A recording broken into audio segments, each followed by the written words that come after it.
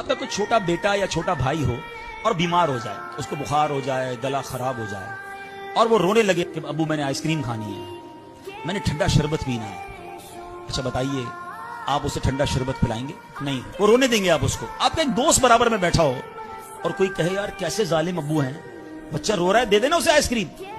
तो आप एक जवाब देते हैं, मैं वालिद हूं, मुझे पता है इसको कब क्या देना है। ऐसा ही है ना, तुम वालिद हो, तुम्हें पता है बेटे को कब क्या देना है, मेरे मालिक को नहीं पता मुझे कब क्या देना है। मैं रो रहा हूं, मैं गिड़गिड़ा रहा हूं, मैं तड़प रहा हूं, वो नहीं दे रहा, अरे यही बेहतर था।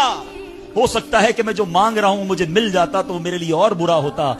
उलमा कहते हैं किसी का अमीर होना उसके लिए अच्छा है, क्योंकि वो गरीब होगा तो वो ईमान से मुतजलजल हो जाएगा। किसी का गरीब होना उसके लिए अच्छा है, क्योंकि अगर उसे माल दे दिया जाएगा तो उसका ईमान चला जाएगा, वो गलत कामों में। अगर कोई छोटा बेटा या छोटा भाई हो और बीमार हो जाए, उसको बुखार हो जाए, गला खराब हो जाए और वो रोने लगे कि अब्बू मैंने आइसक्रीम खानी है, मैंने ठंडा शरबत पीना है। अच्छा बताइए, आप उसे ठंडा शरबत पिलाएंगे? नहीं, वो रोने देंगे आप उसको। आपका एक दोस्त बराबर में बैठा हो और कोई कहे यार कैसे जालिम अब्बू हैं, बच्चा रो रहा है, दे देना उसे आइसक्रीम। तो आप एक जवाब देते हैं, मैं वालिद हूं, मुझे पता है इसको कब क्या देना है। ऐसा ही है ना, तुम वालिद हो, तुम्हें पता है बेटे को कब क्या देना है, मेरे मालिक को नहीं पता मुझे कब क्या देना है।